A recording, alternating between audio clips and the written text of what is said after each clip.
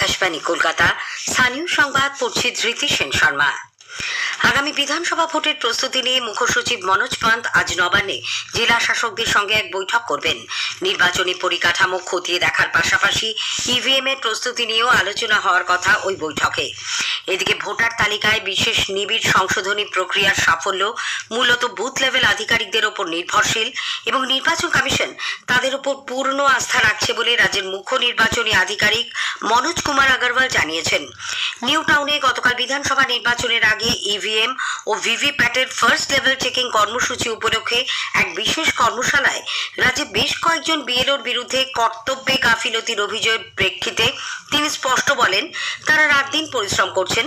কয়েকজনের বিরুদ্ধে অভিযোগ থাকতেই পারে, কিন্তু 99% সম্পূর্ণ দায়বদ্ধতার সঙ্গে কাজ করছেন, সাংবিধানিক দায়িত্ব পালন করছেন। হয়েছে ওটা তো ভোট আসবে আমরা বলবো। এত টাইম লিমিট মধ্যে যে আছে কাজ করতে হবে, নিজের সমাজসেবার মধ্যে চাপ তো আছেই। 5টা স্টেটে তো হয়ে গেছে, কাছে স্টেটে হয়ে গেছে, 11টা স্টেটে চলছে। পশ্চিমবঙ্গে দায়িত্বপ্রাপ্ত senior deputy election commissioner Gyanesh ভারতীয় কর্মশালায় উপস্থিত ছিলেন। নির্বাচন কমিশন সূত্রে জানা গেছে, মোট 52টি স্থানে এই ফার্স্ট লেভেল চেকিং হবে।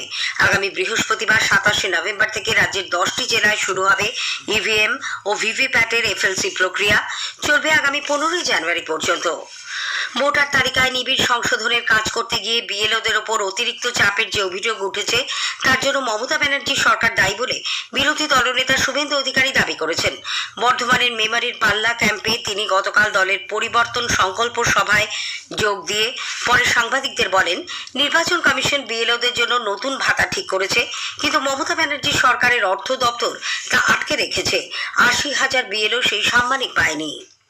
এসআইআরের আবহেই ভুয়ো আধার কার্ড চক্রে জড়িত থাকার অভিযোগে সোনারপুরের ঘাসিয়ারা অঞ্চল থেকে এক ব্যক্তিকে পুলিশ গ্রেপ্তার করেছে। ধৃত কল্পদেব মণ্ডল দক্ষিণ 24 পরগনার গোসাবার কুমিরমারি এলাকার বাসিন্দা। তবে ঘাসিয়ারায় ভাড়া বাড়িতে থাকত সে। তার বাড়িতে তল্লাশি চালিয়ে উদ্ধার হয়েছে একাধিক ভুয়ো আধার কার্ড, নামবিহীন আধার কাগজ, fingerprint machine, web camera, scan camera, laptop, printer সহ আধার তৈরির নানান সরঞ্জাম। ভুয়ো আইপিএস অফিসারের পরিচয় দিয়ে প্রতারণার ঠক কষার অভিযোগে আলিপুরদুয়ারের পুলিশ এক যুবককে গ্রেপ্তার করেছে। ধৃত বিশ্বজিৎ বিশ্বাস বিধাননগরের বাসিন্দা।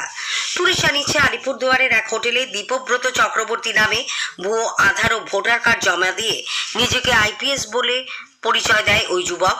এরপর এলাকার ব্যবসায়ীদের কাছ থেকে টাকা চাইলে তার কথায় অসঙ্গতি লক্ষ্য করে পুলিশে খবর দেওয়া হয়। আলিপুরদুয়ার থানার অপরাধ দমন শাখা কোর্ট বাজার এলাকা থেকে তাকে গ্রেপ্তার করে। ধৃতের কাছ থেকে ভুয়ো আধার কার্ড, সচিত্র পরিচয়পত্র এবং মোবাইলে আইপিএস এর ভুয়ো পরিচয়পত্র সহ বেশ কিছু নথি মিলেছে। সুপ্রিম কোর্ট দমকল কর্মী নিয়োগ নিয়ে কলকাতা হাইকোর্টের রায় খারিজ করে দিয়েছে। শীর্ষ আদালতে বিচারপতি জে.কে. মাহেশ্বরীর বেঞ্চ হাইকোর্টের বিচারপতি দেবাংশু বসাকের নেতৃত্বাধীন ডিভিশন বেঞ্চের রায় খারিজ করে দিয়ে বীরভূমের 28 জন দমকল কর্মীকে চাকরিতে পুনর্বহালের নির্দেশ দিয়েছে। উল্লেখ্য, 2019-এ রাজ্যে প্রায় 3,000 দমকল কর্মী নিয়োগ করা হয়, কিন্তু বীরভূমের এই 28 জন দমকল কর্মী নিয়োগের ক্ষেত্রে স্বাস্থ্য পরীক্ষা সহ একাধিক বিষয়ে ত্রুটির অভিযোগে মামলা দায়ের হয়। তার ভিত্তিতে 2023-এ এদের চাকরি বাতিল করে হাইকোর্টের বেঞ্চ। 2021 সালে কলকাতার রিজেন্ট পার্ক থানা এলাকায় ম্যানহোল পরিষ্কার করতে নেমে 4 জনের মৃত্যু ও 3 জনের আহত হওয়ার ঘটনায় ক্ষতিপূরণের নির্দেশ দিয়েছে কলকাতা হাইকোর্ট। ভারপ্রাপ্ত প্রধান বিচারপতি সুজয় পাল ও বিচারপতি চৈতালি চ্যাটার্জি দাসের ডিভিশন বেঞ্চ কলকাতা পুরসভার নিকাশি দপ্তরকে 3 মাসের মধ্যে মৃতদের পরিবারকে মোট 30 লক্ষ টাকা করে দিতে বলেছেন। তবে আগে 10 লক্ষ টাকা দেওয়া হয়ে যাওয়ায় বাকিদের 20 লক্ষ টাকা এখন দিতে হবে। এছাড়া আহতদের 2 মাসের মধ্যে 5 লক্ষ টাকা করে ক্ষতিপূরণ দিতেও বলা হয়েছে। যাদবপুর বিশ্ববিদ্যালয়ে নিরাপত্তারক্ষী মোতায়েন ও সিসিটিভি লাগানোর কাজ শেষ করতে কতদিন সময় লাগবে তা উল্লেখ করে বিশ্ববিদ্যালয় কর্তৃপক্ষ রাজ্যকে 1 সপ্তাহের মধ্যে হলফনামা দিতে নির্দেশ দিয়েছেন কলকাতা হাইকোর্টের ভারপ্রাপ্ত প্রধান বিচারপতি সুজয় পাল ও বিচারপতি পার্থ সারথী সেনের ডিভিশন বেঞ্চ। কলকাতা পুরসভা শহরকে পরিষ্কার ও জঞ্জাল মুক্ত রাখতে অভিনব এক উদ্যোগ নিচ্ছে। চিরাচরিত বাঁশির শব্দের বদলে এবার সচেতনতামূলক গান শুনিয়ে বাড়ি বাড়ি থেকে বর্জ্য সংগ্রহ করা হবে বলে পুরসভার মেয়র ফিরহাদ হাকিম জানিয়েছেন। পশ্চিমবঙ্গ সরকারের ক্ষুদ্র ছোট মাঝারি উদ্যোগ এবং বস্ত্র দপ্তরের উদ্যোগে নিউ টাউনের সিটি স্কোয়ার গ্রাউন্ডে রাজ্য হস্তশিল্প মেলার আনুষ্ঠানিক সূচনা হয়েছে। গতকাল এই অনুষ্ঠানে অংশ নেন রাজ্যের পুর নগরোন্নয়ন মন্ত্রী, কলকাতা পুরসভার মেয়র ফিরহাদ হাকিম, মন্ত্রী চন্দ্রনাথ সিনহা, সুজিত বসু প্রমুখ।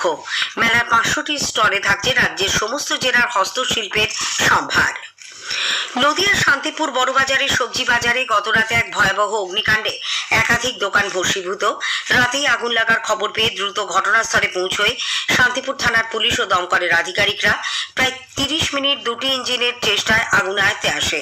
অন্যদিকে গতকাল মধ্যরাতে কলকাতা পুরসভার মেটিয়াবুরুজে 139 নম্বর ওয়ার্ডের কারবালা মোড়ের একটি দোকান থেকে কালো ধোঁয়া ও আগুনের লেলিহান শিখা বের হতে দেখেন স্থানীয় বাসিন্দারা। খবর পেয়ে রাজাবাগান থানা ও রবীন্দ্রনগর থানার পুলিশ ঘটনাস্থলে গিয়ে প্রায় 2 ঘন্টার চেষ্টায় আগুন নিয়ন্ত্রণে আনে। পশ্চিমবঙ্গের রাজ্যপাল হিসেবে আগামীকাল 3য় বছর পূর্ণ করছেন ডক্টর সিভি আনন্দ বোস। তার আগে ব্যক্তিগত জীবন থেকে প্রশাসনিক চ্যালেঞ্জ, রাজ্যের রাজনৈতিক ভবিষ্যৎ থেকে ভোট হিংসা, নানান বিষয়ে আকাশবাণীকে দেওয়া একান্ত সাক্ষাৎকারে অকপট রাজ্যপাল। সাক্ষাৎকার নিয়েছেন সন্দীপন দাশগুপ্ত এবং অভিরূপ ভট্টাচার্য। পূর্ণাঙ্গ সাক্ষাৎকারটি শোনা যাবে আগামীকাল রাত 8টায় আকাশবাণী সঞ্চয়িতা এবং FM গোল্ড প্রচার তরঙ্গে। স্থানীয় সংবাদ শেষ হলো, পরের খবর বেলা 12:30টায়।